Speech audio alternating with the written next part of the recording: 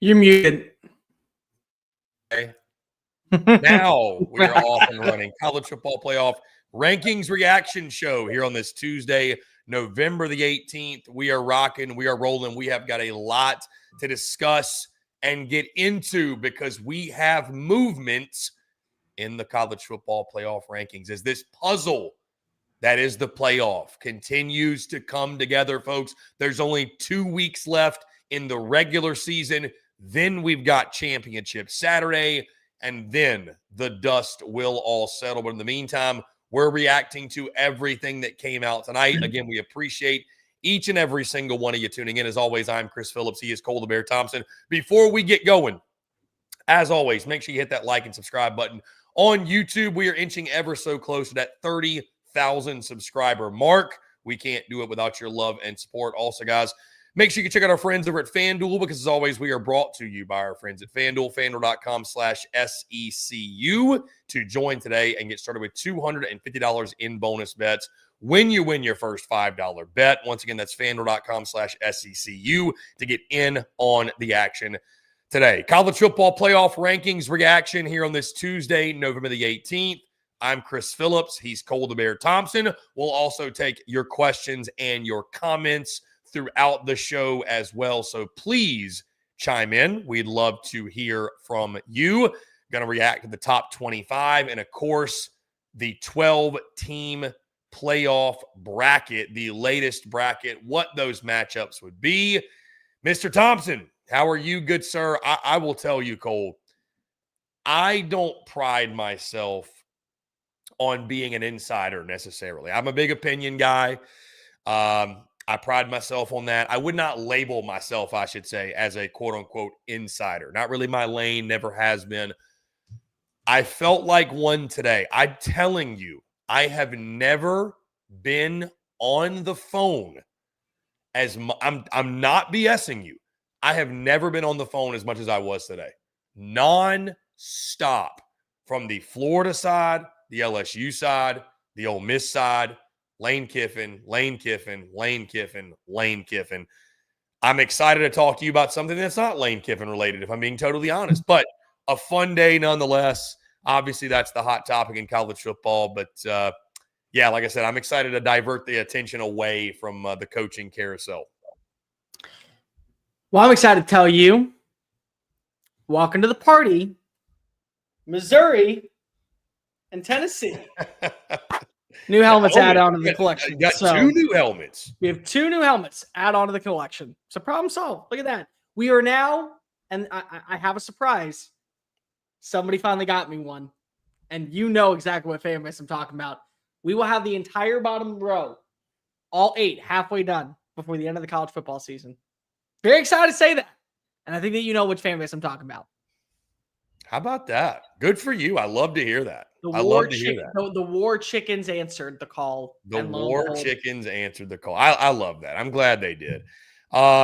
John Wayne calls. He says, Boomer Sooner. What's going on? Who dat fam? How about we got some LSU love in here? Hey, this coaching search got them fired up. To hell with the college football playoff rankings, he says. I hear you. John Wayne says, do you think we will get in the college football playoff if they win the next 2 games of the season? I'm assuming you're talking Boomer Sooner.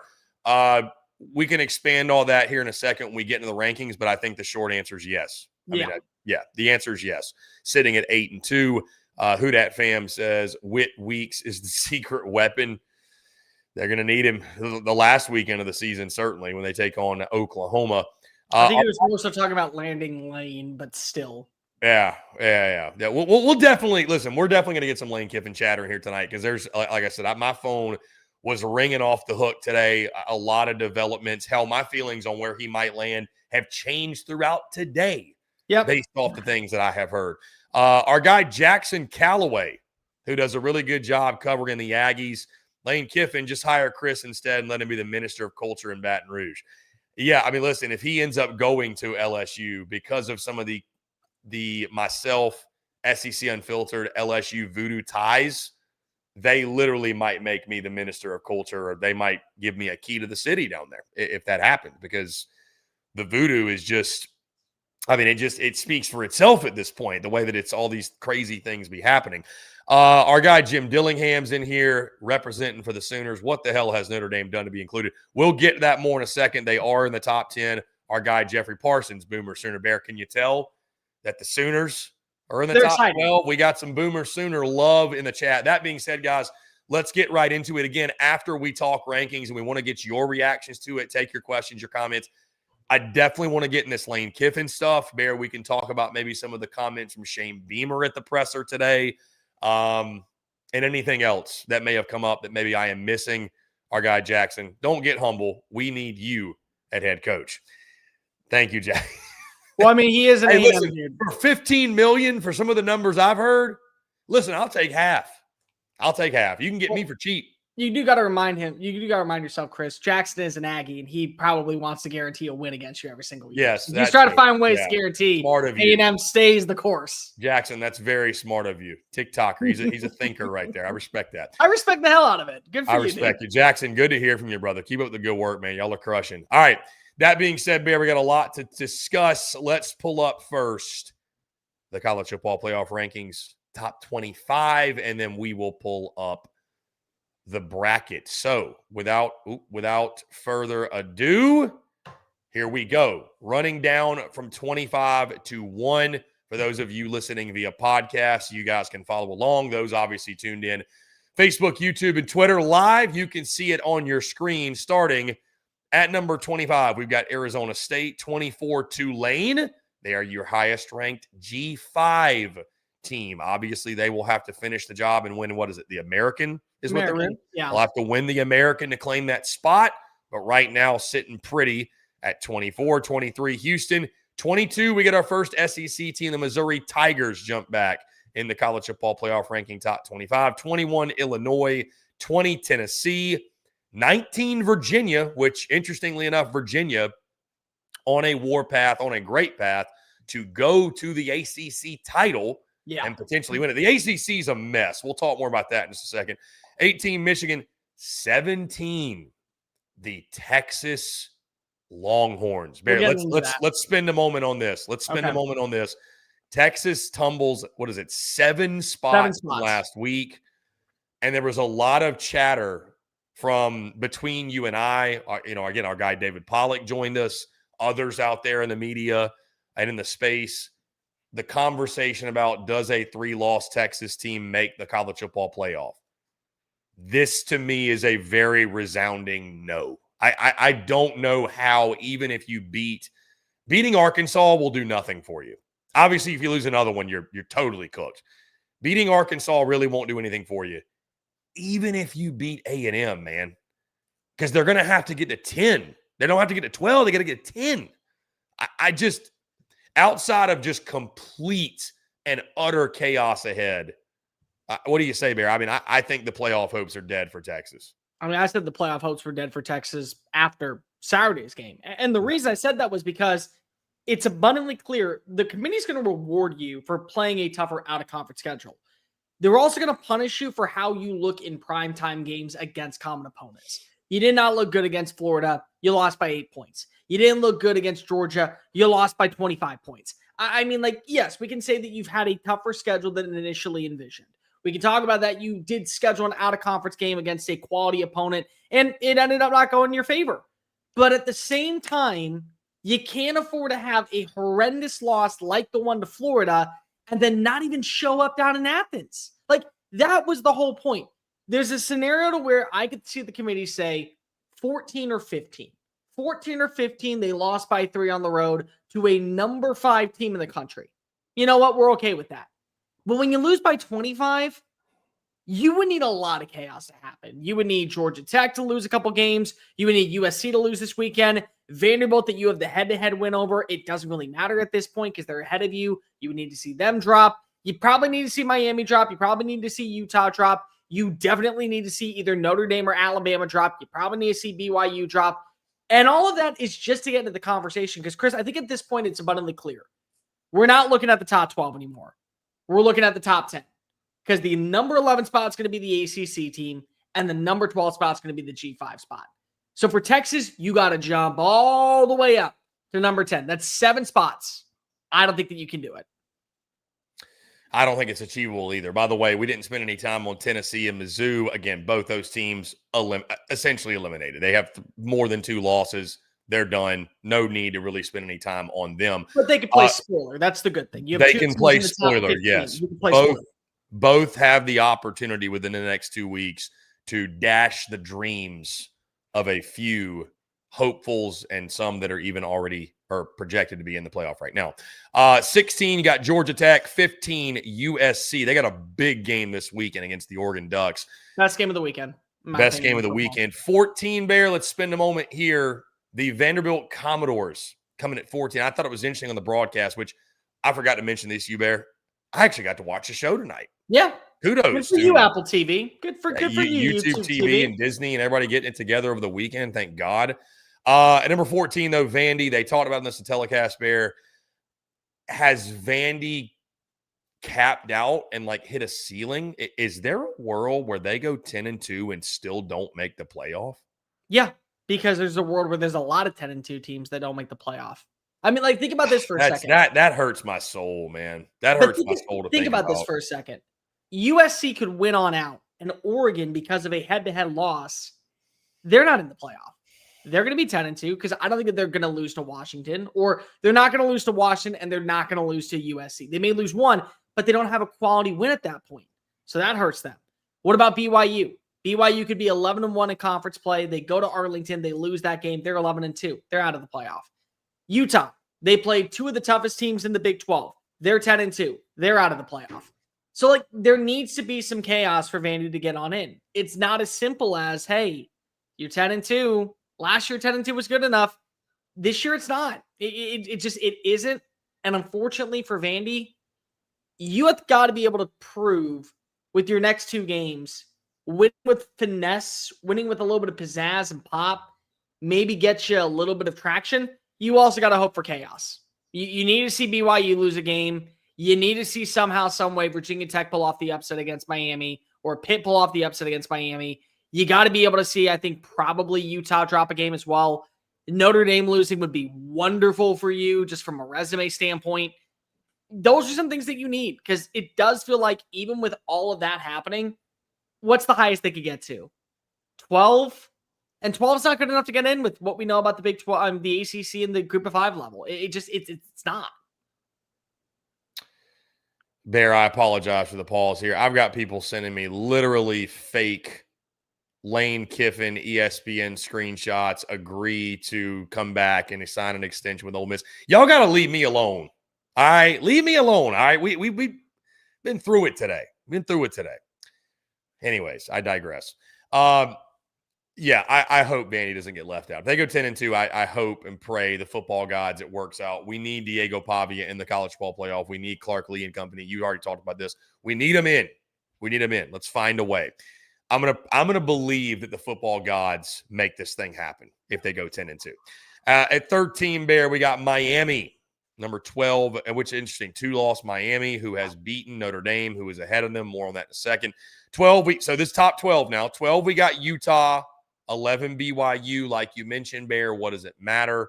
One of those will be the ACC champion. One of those will be the G5.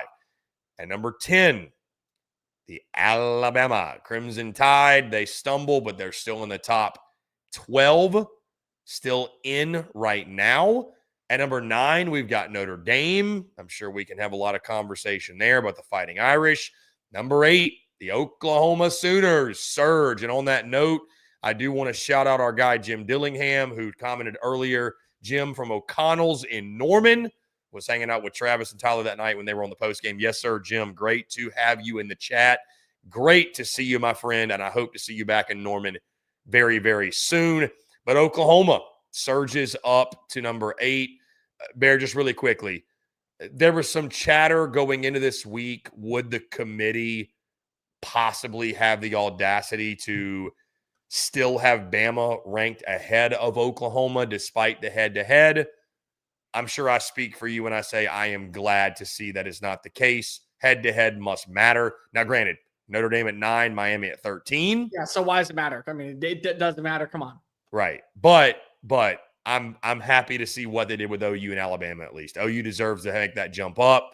And Bama, again, I don't think you should knock them all the way out. But obviously now you're going in that game in Jordan-Hare, and it's all on the line for you. So Oklahoma up to 8. Both these teams control their destiny. That's the bottom line. Yeah. I mean, think about this for a second. We could be talking about Alabama being the 10 seed and people being upset that they're behind Notre Dame and them now being not in that number 9 spot or even the number 8 spot. And Mizzou ends up marching on into the Palace on the Prairie and they beat Oklahoma and it's a moot point.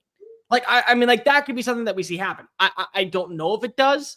What about LSU when they have to go travel? Last game of the year, can't hold anything back, in the great words of one Dan Fouts. So it's like, dude, I mean, come on. Like, anything is possible. But for Alabama, I understand being upset that you dropped. You lost by 2 points, 3 turnovers, really rocky performance overall, the inability to finish drives. It's a bad look, but you're still in the playoff. I mean, like, that's the way that I view this. And it's very easy for you to gain ground when you're already in than to lose ground. I mean, look at it this way, Chris. What if somehow, some way, we see an underwhelming, lackluster performance from Notre Dame to close things on out? And Alabama beats the brakes off of Auburn in Jordan-Hare. Solve itself out. What if they end up watching Oregon lose a game? Okay, well, Oklahoma's moving on up. And what if Notre Dame struggles? Well, then Alabama's moving on up. And now both of them are hosting a playoff game at 7 and 8. And the pathway is a little bit more challenging if you're Alabama because now you got to go face off against the 1 seed. But still, you're in a good spot. So, I mean, like, there's a lot of ways to look at it. The thing that I can understand when it comes to fans about Notre Dame is why are they number 9? Who is their quality win against? I will say this as loud as possible for everybody to get on the same page. You ready? It's better to lose early than to lose late. Notre Dame's case is that they will be on a 10-game winning streak to close out 2025. We're not going to penalize them because of it. Alabama lost a game in its final 3 weeks of the season. We can penalize it. So the moral of the story is if you want to get a loss against a quality opponent, lose in week 2, lose in week 3, don't lose in week 9 or week 10, because eventually what's going to happen is you're going to go ahead and see them drop you out of the conversation. Even if it was a 2-point loss and you outgained Oklahoma by 200 plus yards, you're still going to get dropped and the other team isn't because they're winning. That's it. Logo bias will forever exist in college football. I mean, if Notre Dame goes 10-2, they're in the playoff every year. Yeah. But why not? Because they're Notre Dame. I mean, and I'm not saying they're not a good football team. That's not what I'm saying at all. But like, they're just. I mean, dude, like when I was growing up, my grandfather always told me, and again, it doesn't apply like this now, but I asked him, I said, Pops, who wins the Heisman Trophy every year? He says it's either the best player on the best team or the quarterback at Notre Dame. Dude, like Notre Dame, they're always in the top 25 every year in the preseason. Like it's just forever. Notre Dame is forever and ever going to be a brand that they're going to get this benefit of the doubt. Why are they in the top 10? Because they have less than 3 losses and they're Notre Dame. Here's the other thing. It's like think about this. Like I actually would argue BYU. Look at them. They've had a great season. Yeah. I mean, they have 1 loss, and they may end up having 2 losses if they lose in the conference title game. But it's easy to say, well, the Mormons out in Provo, Utah have a loss to a common opponent. So, but bye-bye, Golden Domers, you're in. We like the Catholics a little bit more than you. The brand is good. At the end of the day, the other thing, Chris, is that we got to remind ourselves, this is a television product. And they're always going to keep that as a factor. Why do you think Miami is sitting at number 12? Yes, they have a quality win. They do over Notre Dame. They have a very quality win. They have 2 very bad losses. They're hitting their stride at the right time. They're looking at pathways to guarantee that Miami could be an at-large bid. They need some craziness to happen, but they're looking for an opportunity to put them in as an at-large bid. They are. I mean, like that's just the case. It's a television product. It's easier to sell Miami and Notre Dame than it is a team like Vandy and BYU. It just is. Bear, let's finish out the rest of these rankings, then we'll pull up the bracket itself. At 7, you've got Oregon, 6, Ole Miss, 5, Texas Tech, 4, Georgia, 3, Texas A&M, 2, Indiana, 1, Ohio State. And again, that gives us the bracket. And like we mentioned, it's not just 1 through 12, 11 or 12 or 11, I should say, ACC champ, 12, the G5 rep. So again, those teams that were in 11 and 12, that being BYU, Utah, that's not your 11 and 12 in the bracket. Just keep that in mind. So what it looks like right now, for again, those of you tuned into your podcast, we appreciate you. Your 4 teams that will get their buys in your top 4 seeds: 1 Ohio State, 2 Indiana, 3 Texas A&M, 4 Georgia. They would all receive your buys. Now, going into the first round games, we have got, Bear, some really fun matchups. Awesome games. Awesome games, starting with the 5-12. And again, this is if it started today, which we all know this is going to change. 5-12, Texas Tech hosting Tulane in Lubbock. Would love to see that. Bear, this one right here gets me fired up. The 6-11 game. The Ole Miss Rebels. God knows who the coach is or what the status of Lane Kiffin is.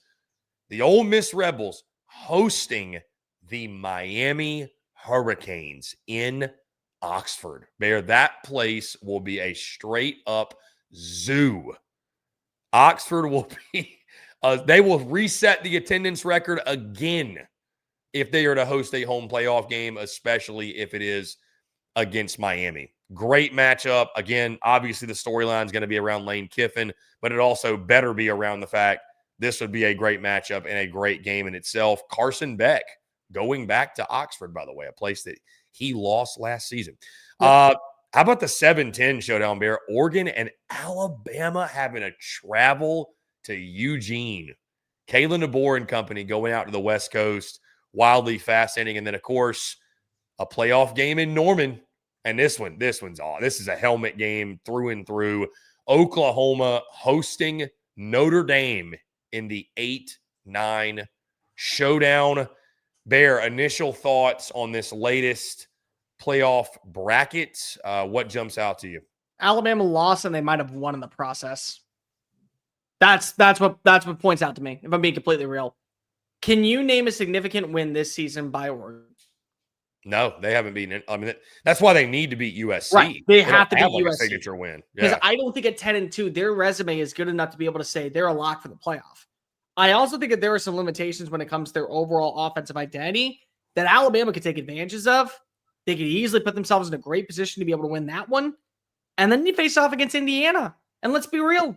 We don't know if Indiana is as bulletproof because if we haven't seen them be fully tested. They won the Big Ten championship. I want to make this abundantly clear. I think that Indiana at this point belongs inside the top 4. I have no qualms with it whatsoever, but I want to see them be tested. Until I do, I'm going to have the same thought process about Indiana.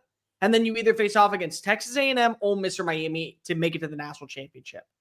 Like, I'm an Alabama fan. I get it. You're pissed. You are pissed that you are at the 10 seed. We're behind Notre Dame. Dude, Notre Dame's got to go to the Palace on the Prairie, and their reward for beating Oklahoma is taking on the best team in the country. Do you guys not understand that for Alabama, this may end up being the biggest blessing in disguise to go on the exact same run that Ohio State went on last year? I agree with you, though. It's going to be really, really fun to see what happens with that Ole Miss matchup down against whoever it is. If it is Miami, it's Miami. If it's Georgia Tech, it's Georgia Tech. That game is going to be really intriguing, and it's going to put me in a good mindset. Because at this point, we already know if we want to spend some money, we know where we're going for the quarterfinals of the college football playoff. We know where we're going because you got 2 SEC teams playing against each other for a spot in the semifinals. You got to make that call. The potential of a Georgia-Ohio State rematch gets me fired up, man. That takes me back to a couple years ago. Them obviously facing off. The potential of having an Ole Miss, Texas A&M showdown in the second round. Really, really exciting. Again, that game in Oxford would be electric. Ole Miss and Miami. Oklahoma, Notre Dame would be great. Would present us a really, really difficult decision of where to go and what game to travel to. But, again, we all know, Bear, this is going to change. It's subject to change. There's no question. I do agree with you. And that's what I'm saying. It's so fascinating about this is that you just got to go out and play the games. You can't really control the way fate works and destiny works and who you play and the matchups. But, man, and I want to get to this one by our friend and obviously friend of ours and SECT, Sierra Clark. Would you rather get the bye or host a home playoff game? And we've actually answered this question before. I don't know that every coach would be in agreement with it. I think some will say home playoff. I think some will say bye. I don't know a fan that won't say home playoff game. Home playoff game. I just, even Georgia fans, I talked to one of my buddies today, even Georgia fans at the tailgate this past weekend, he was telling me, we're saying that, like, Kirby wants to win the SEC. That is a priority for him. He takes a lot of pride in that, and they love that.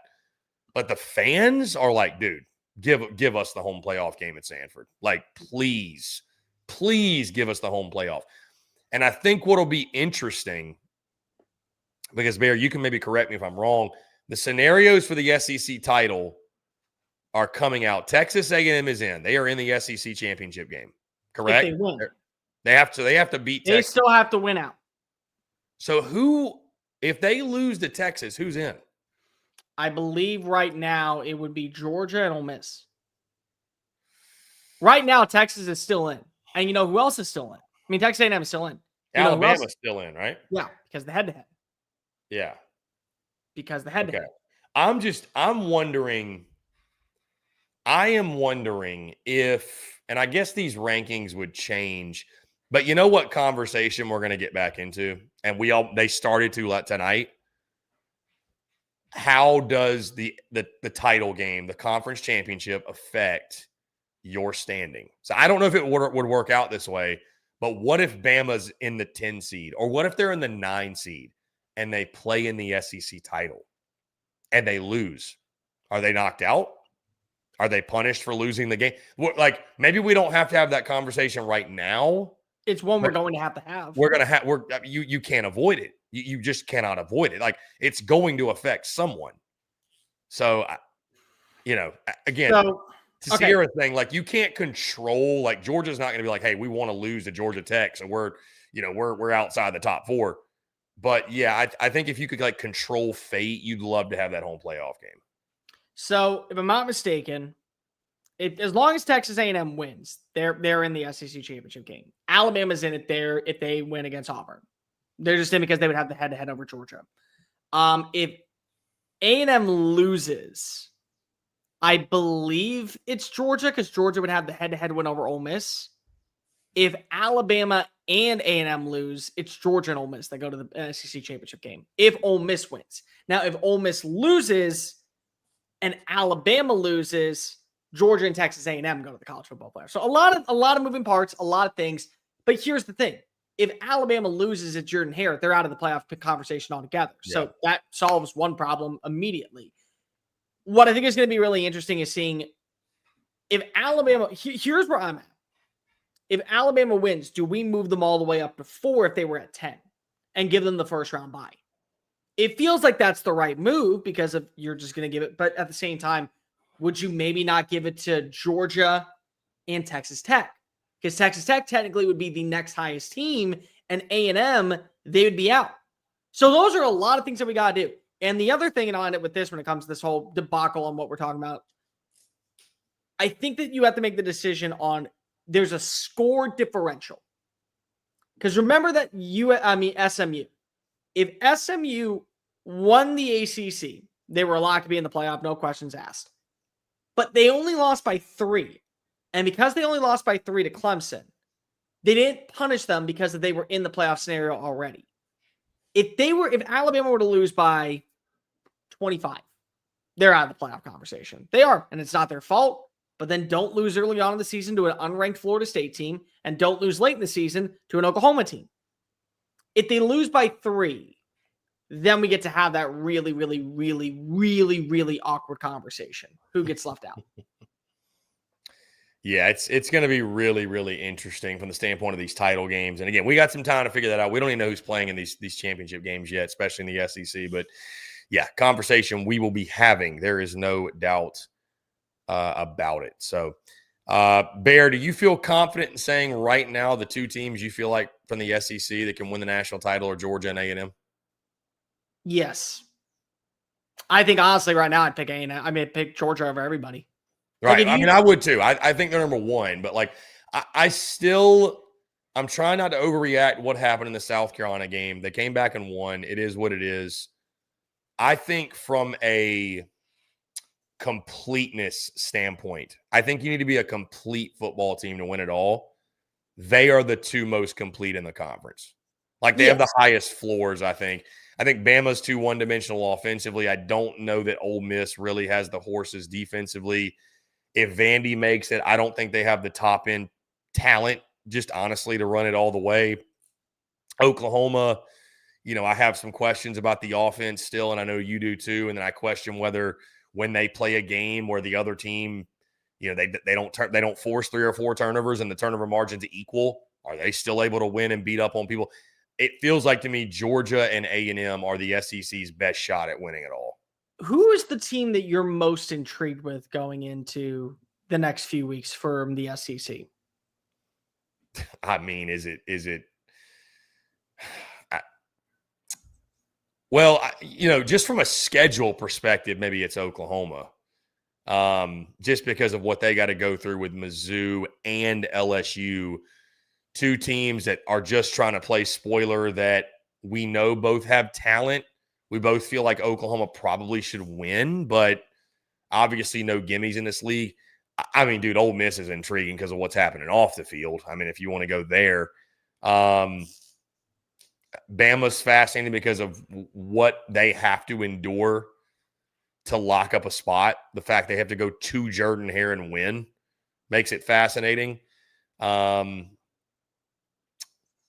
Yeah, probably Oklahoma is what they have left. I'm really curious if Oklahoma's going to finish it off, really, truly. I think Oklahoma has an opportunity to be the most dangerous team in the college football playoff.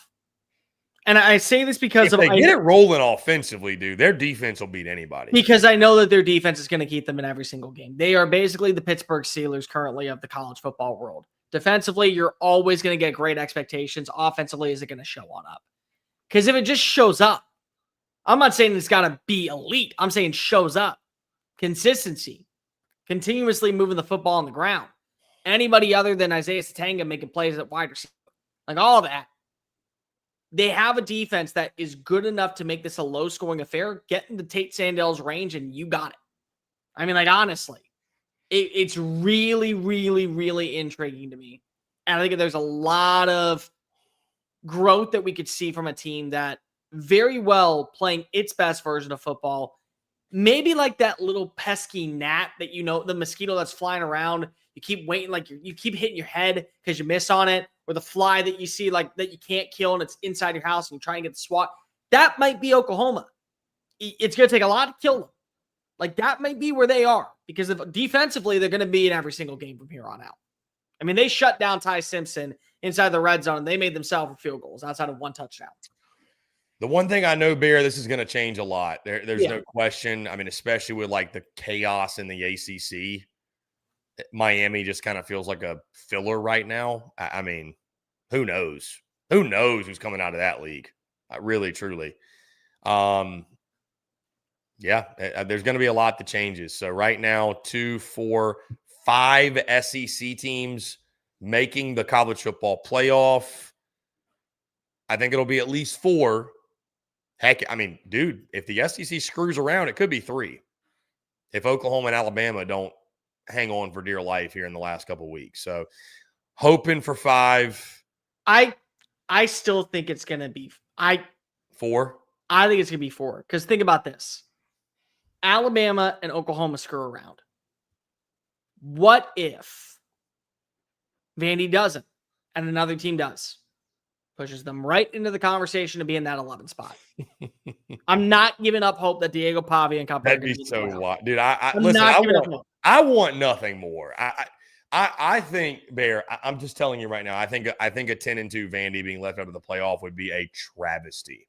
A travesty. I'll tell you what it will do. I will lead the march from Nashville with the torch and pitchforks. To Grapevine, Texas, good for you. Yes. I'll tell you what it will do. Every person who is a college football playoff expansionist will have a rally cry of all rally cries saying, see, this is why we need 14. 16. See, this is why we need 16. Hey, this is why we need 24. And I can just hear myself, because you hear me saying this all the time. I can just hear myself saying, they shouldn't even be in the conversation with 2 losses. It should just be 8. Just should. That should be it. But no, instead, we're going to move to 14 or 16 because Vandy's left out of the playoff, and it was a memorable season, and all you have to show for it is the ReliaQuest Bowl. Like, that will be the reason why we get this done. Folks, we'd love to hear from you. Let us know your thoughts. Again, the college football playoff rankings and the latest bracket are officially out. Bear, let's run through some of these comments really quickly. David Gibson, Georgia and Alabama if A&M loses and Bama wins in the SEC title. There you go. We also had our guy Aggie today.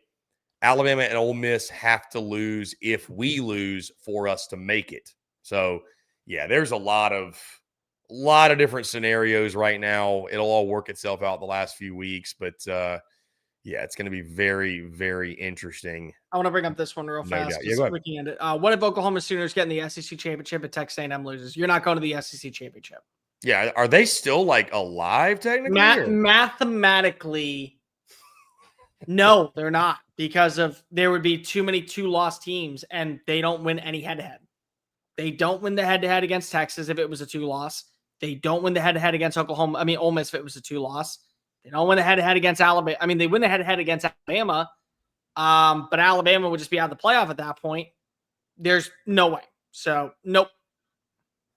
Like, we can just end that conversation right there. Yeah, I was searching.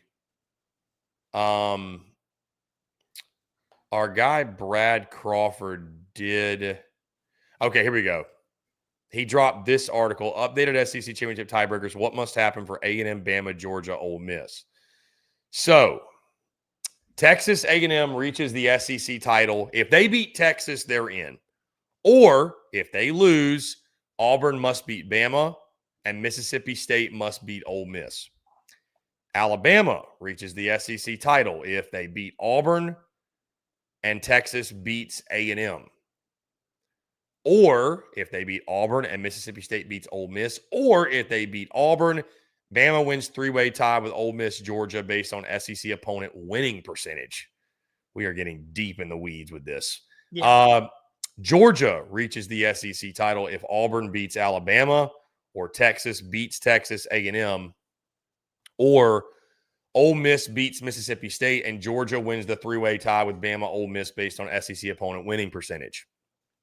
You confused yet? Ole Miss reaches the SEC title if they beat Mississippi State, Texas beats Texas A&M, and Auburn beats Alabama. There is no scenario for Oklahoma to make it. So just we're good. Put that to bed.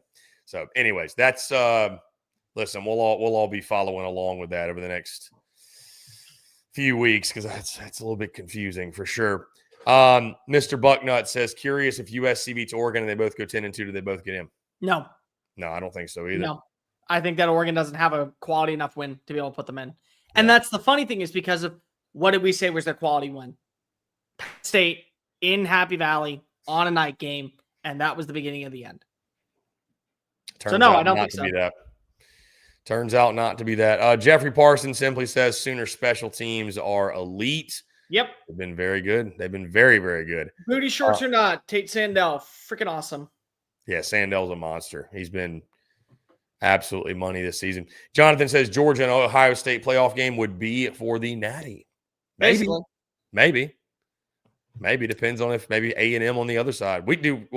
It's crazy to think we get a Georgia A&M national title if it worked out that way. Yeah. If Georgia beat Ohio State. Yep. Yeah. So the SEC would finally get back after over 1,000 days. They'd have the opportunity to claim national title victor.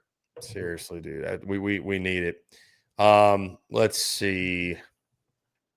Mr. Bucknuts just says, glad you welcomed the Big Ten guy here. Of course. We love having you. Everybody, guys. Dude, we love having you. Bear, before we get out of here, and guys, continue to leave us your questions, your comments. We want to hear from you. Let's get into some of this Lane Kiffin chatter. We can't get around it. We got to talk about it. I will tell you all what I have heard. Like I said, I don't necessarily tout myself as an insider by any means, but I am grateful for the fact there are people that want to tell me things and tell me things they have. Dude, like I said, I have never spent so much time on the phone as I did today. Just from the time I woke up, just constantly, for whatever reason, people calling me, I'm calling people, vice versa, whatever. So let me see, put my thoughts together. Starting this morning, got a call from a good buddy of mine on the Florida side of things. And obviously, these are all people I trust. I would not tell you guys stuff that I don't trust, people that I think it's BS. Florida's top 3 options: Lane Kiffin, Lane Kiffin, Lane Kiffin. They're just like LSU, they're selling out on Lane Kiffin. I did hear the name Jed Fish as a backup if Lane Kiffin does not go through, but they feel really confident from the standpoint of the relationship with the ex-wife, and her dad played for Spurrier, and the whole like Spurrier's Kiffin's like kind of like idol growing up. And I've heard Spurrier has called Kiffin and essentially pitched him like a recruiting pitch to come down to Gainesville. So I think they feel really confident from the relationship standpoint. There is a lot of belief right now, right, wrong, or indifferent in Florida circles. He is going to be a Gator. Well, then I talked to some of our LSU friends, and I will just tell you this, Bear, from what I heard, and again, these are good sources. What I heard is that LSU is prepared to make Lane Kiffin the highest paid coach in college football at $15 million a year, just thereabouts. They are also prepared to put in his contract NIL in his contract, and LSU have the most lucrative NIL package or NIL support of any program in college football. They are ready to throw it all at him. Like there won't be a better offer. So if he turns it down, he's probably turning down the best offer. LSU feels very confident they are going to beat Florida out on that. Will Florida match? We shall see. But LSU's giving him the bank. I mean, they're giving him the whole war chest, the whole thing. This has come from like Jeff Landry and company and those behind the scenes that are like, I mean, the string pulling that's going on for them getting all this money and getting it all pooled together to get Lane there, and obviously taking care of the BK stuff. It's crazy. Louisiana's different. Louisiana's just different. And then, of course, this leaves Ole Miss, where, you know, I think the skepticism's starting to really set in around with people around there, to a point to where I've heard like it's starting to get a little nasty behind closed doors. People are pretty upset, as you can imagine. They're very, very upset. There's people on that staff that are upset with how things are going, without mentioning any specific names. There's people on that staff that are really, really irritated with how things are going. I would expect, honestly, a decision to be made by Monday. I don't think this drags deep into the Egg Bowl week. I really don't. I think this weekend decisions will be made. I don't know if maybe pen hits paper. I don't know the exact, but decisions will be made. I've also been told, so we've got this whole ultimatum deadline thing. I've been told that, at least from the LSU side and the Florida side also, actually, they would be more than happy to let him coach the playoff. They would. Now I've heard different. Okay. LSU I've heard will. I have not heard Florida if they will or won't. So here's the funny thing now. So this is where we all start getting cross whatever.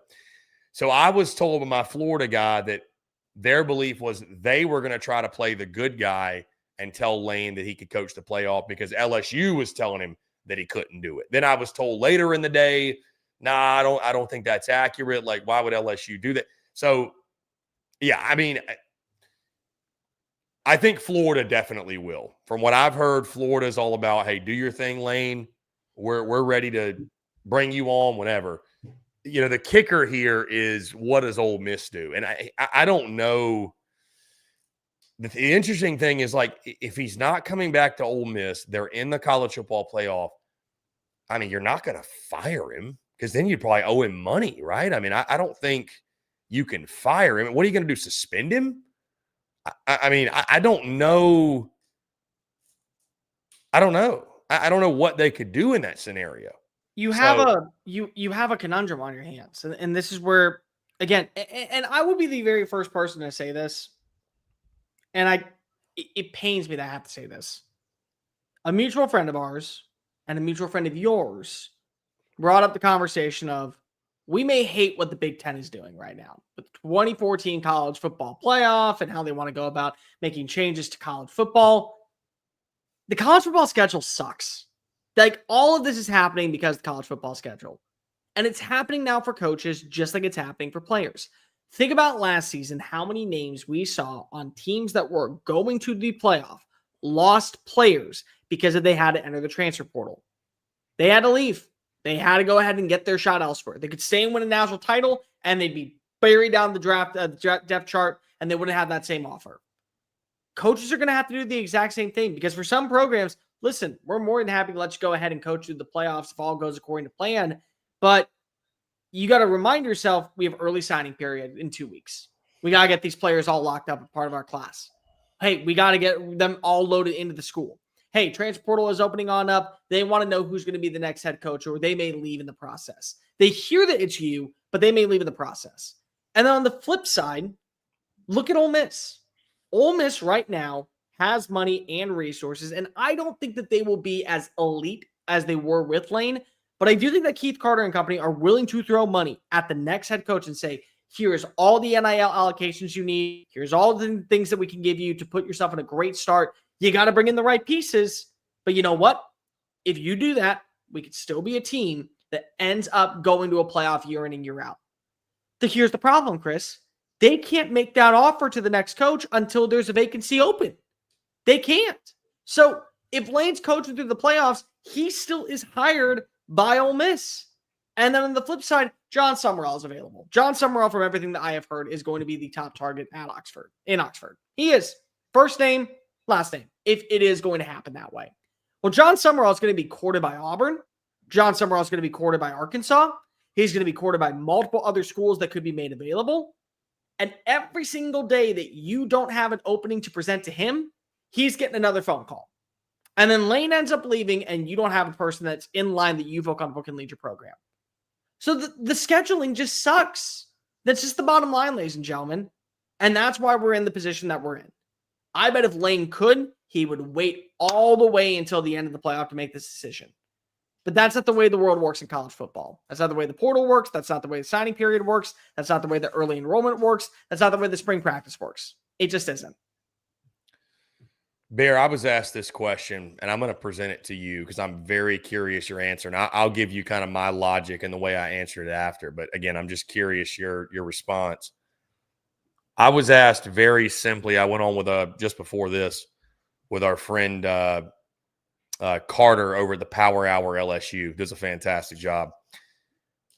He simply asked me, what should Lane Kiffin do?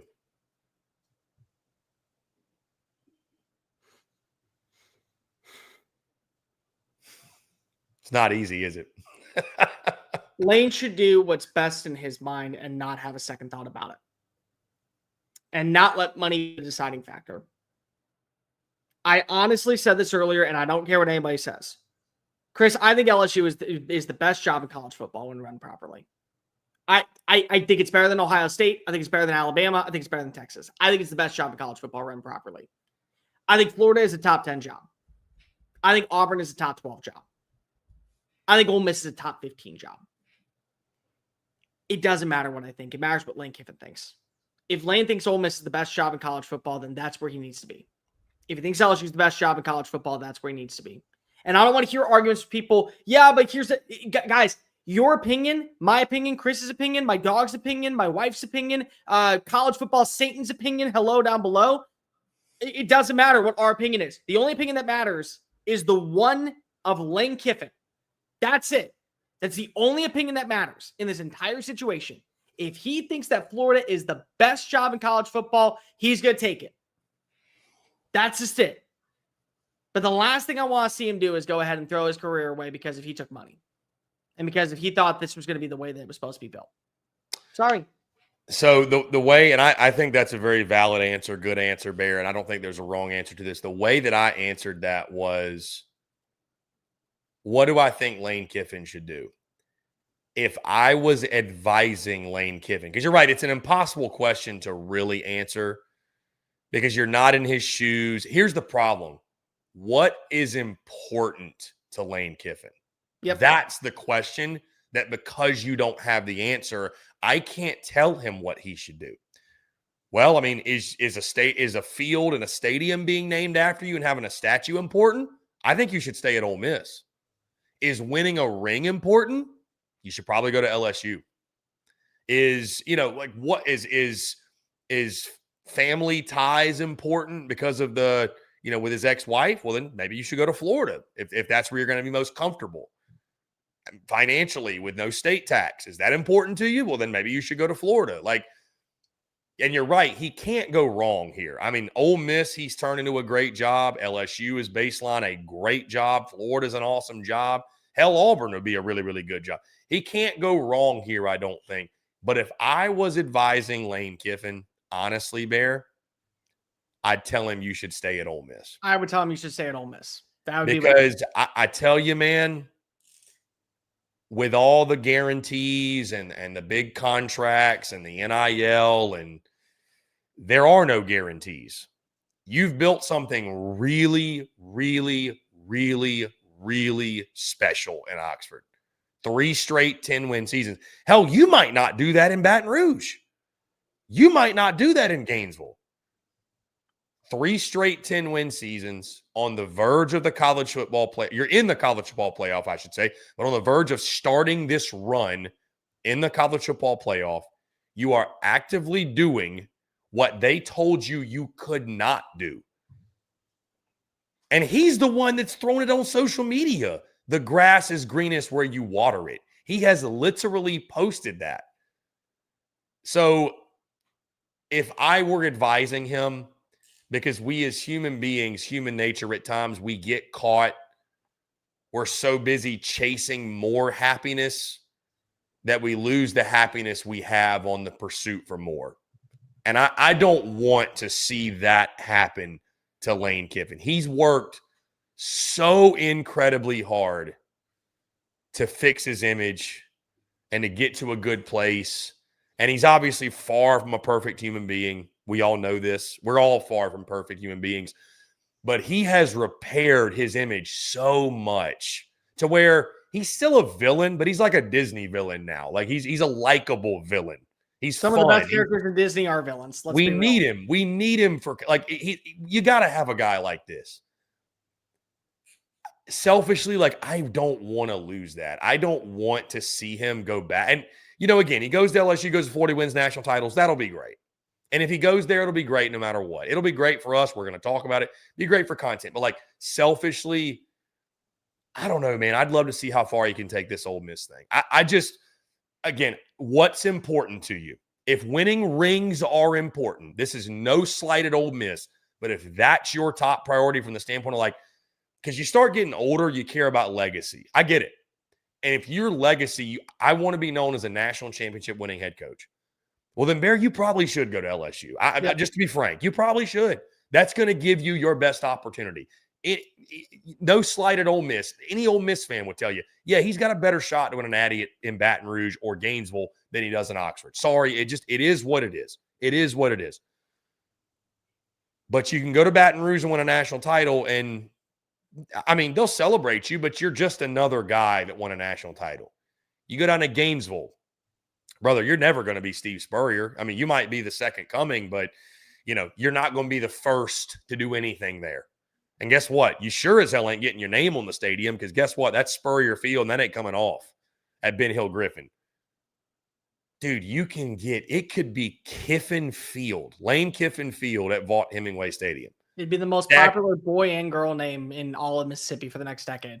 Yeah, statue outside of the vault. Like these are real, tangible things he could accomplish. So, like you said, it comes back. What's important to Lane? There are factors that we can't, unless we could get into his brain, we can't dissect it. But it's an interesting question. What should Lane Kiffin do? I just don't lose your happiness on the pursuit for more. That's all I would say, dude. Right now, admittedly, Bear, I will be surprised if he's back in Oxford. Just from everything I'm hearing, and all this can change tomorrow. Hell, it could change tonight. It's an ever-changing, ever-evolving thing. But I'd probably put it 45% LSU, 45% Florida, 10% Ole Miss. I think it's who knows between LSU, Florida. I say 10% Ole Miss because I think it's unlikely, but this also could just be a huge smoke screen, and he's trying to get as much as he can off of Ole Miss, and he's trolling, and we know how he operates from that standpoint. So I'm not saying it's totally out of the equation, but I don't. Bear, I think it's a long shot. He's back in Oxford. I don't know. I don't know. I mean, we don't know. But from what I've gathered, he's going to have to turn down some pretty outrageous offers. That's for sure. Lane Kiffin tweeted out on November 18th, "What would your 90-year-old self advise you to do?" I honestly hope that he has a conversation with his 90-year-old self and maybe tries to get in contact in some capacity with his dad. I really do. Because the last thing I want to see Lane Kiffin do is throw away everything that he's been able to accomplish. I'm not saying he will. I'm not. He can win easily. He can win easily at Florida. He can win easily at LSU. He can win easily at Ole Miss too. Just don't regret it, dude. Like honestly, the only thing I hope for you, as probably one of your biggest fans that have been since your time when you were at USC the first time. Don't let this be the story that it turns into a nightmare. Just don't. But I will also say I'm a little bit different. I go 30, 30, 30, 10. And that 10% is screw it. I'm just going to go to the NFL. I'll make all of you suffer. Yeah, that would be the funny thing. It's just like, hey, you know what? Everybody, to hell with you. I'm getting out of here. Well, they offered me 15. They offered me 18 million. There you go. Problem solved. Yeah, and I mean, I want to make the point too. Like I said, what I'd tell Lane Kiffin. Like, I'm not going to sit here and say, "Oh my God, he was crazy for taking the LSU job." I get it. Like, everyone gets it. Yeah, I mean, no, I don't think anybody. I just hope he handles it the right way. If he does leave, handles it the right way on the way out. But like, I don't know how anybody can look at him and blame him if he were to take the LSU or the Florida jobs. I just, I don't blame him in the slightest. But again, can I also just counteract and say, I also don't blame him if he wants to stick around with Ole Miss. Yeah. And nobody should fault him for that either. Yeah. And that one I think is going to be the one that people will mostly fault him for. But I wouldn't be the one faulting him. No, I'd be, like I said, I'd be happy to see it. I really would. I think it'd be pretty cool. So, anyways, that's the latest, guys. We'll keep you updated. Of course, this Lane Kiffin thing, we're going to talk about a ton. It is the biggest story in college football right now. But along with everything else, with the games, a lot of the stuff, all the other breaking news. But this is the thing. This is the big domino that I feel like everything else can't happen until this comes tumbling down. I will say, because we've got Sierra in the chat, by the way, SECT, and she is a Gator grad, but also an Arkansas girl, spending time in Arkansas covering the Hogs. Bear, I heard some things on the Arkansas search today. Not a ton, because it's all about this Lane Kiffin thing. One guy out from a state that Lane may be going to. Is that what you heard? Dude, starting off with they swung and missed badly on James Franklin. Yep, he didn't want him. And yeah, I'm hearing that we thought it was a smokescreen at first, or that it wasn't legit. Yeah, I think there's some legitimacy to Ed O ending up in Fayetteville. Oh. Yeah. Okay, so maybe it's somebody different than you were thinking. I was talking about the other state, the Sunshine State. Goalish? Well, I mean, that, I heard today that apparently that is like not off the table, that Ed Orgeron could be the next head coach at Arkansas. I need him to find a way to turn Go Hogs into a really fun cry. The saying Go Tigers is getting very fun, but it's also I need him to find Whoopee. Yeah. I will do anything and everything possible to get him on the show if he ends up becoming the Arkansas. I may end up becoming a closet Arkansas fan if he goes to Oklahoma, if he goes there. Morris from North Texas would make it. That'd be a good hire too. I'm going to say something that's very controversial, and I know a lot of people are probably going to disagree with me. I love John Summerall, and I think he'd be a great fit at Ole Miss. For Ole Miss and how their offense looks, I very much would actually go for him first. I'd go for Eric Morris. That's just me. Yeah, I like it. I mean, you're obviously very familiar with him being there in Texas, so you've seen him. By the way, North Texas going to the college football playoff if they beat Tulane. And basically, that's going to be the fight for which SC job do each of you want. Yeah. And then there's Auburn. And then there's Auburn in this whole thing. I mean, I almost feel like they're hoping they beat Bama so they can use that as the excuse to promote DJ Durkin. I think they're begging to use that as the excuse to promote DJ Durkin. I don't know where they're going after that. Well, Schumann's not going there. That's the problem. No. That's the thing. I think if Glenn Schumann were to go take a job this off season, it would be in Florida. And I don't think he's getting the job in Florida. So yeah, it's going to be interesting, man, because it's like, listen, we're not recognizing that Arkansas is open, Auburn's open, but this Kiffin thing has just like, it has clouded everything else. It's hard to focus on anything else until we get some resolution. I've also heard too from the LSU side that if Kiffin doesn't work out, maybe Eli Drinkwitz. Again, I think right now, if you were Drink, you're looking at Baton Rouge. The reaction, Bear, I'm curious, like the reaction to Drink, because I pitched it to Florida fans over the weekend too. I was like, dude, if you don't get Kiffin, like, what about Drinkwitz? It's so interesting. There aren't many fans. Again, Sierra specifically, who's in the chat, her reaction to it was bleh. Like they are not. Dorkwitz is how they respond. Yep. They are not like, it's almost like people like they really respect what he's done at Mizzou, but they don't like the idea of him being their head football coach. No, I'm telling you what it is. He's a hell of a coach though, man. Okay, here's the thing though. And I saw the stat line, and it's not true, but it was very funny. I had to look it up. Apparently, going into this weekend, he did not have a win over any plus 500 team in the SEC. And then I found out he did have a win over Tennessee. Tennessee was 500 when they played, and they won in 2022. But that's something that people are going to be looking at. And they're like, yeah, he's beating up on SEC teams. Yeah, they're getting to 10 wins. Brother, they're beating up on the bottom dwellers. They are beating up on the very scum of the SEC floor. And that's something I think is turning off a lot of people. Yeah, you're winning 10 games. You're winning 10 games against teams that are basically lying down dormant and saying, here, take me. Yeah, the bottom of the SEC. Dude, it's going to be interesting, man. It's going to be interesting. I'm very, very intrigued. Again, the Kiffin domino is the big one that's got to fall, and where everybody else goes from here, we'll find out. Bear, last thing, you want to comment on your boy Shane Beamer at the podium? Yes, today? I would very much like to. I'm all for it. Because you want to know why? He's got nothing to lose. He doesn't. Bear, tell me it's not very Brian Kelly from last year saying, we'll see you in the national title. We're keeping receipts.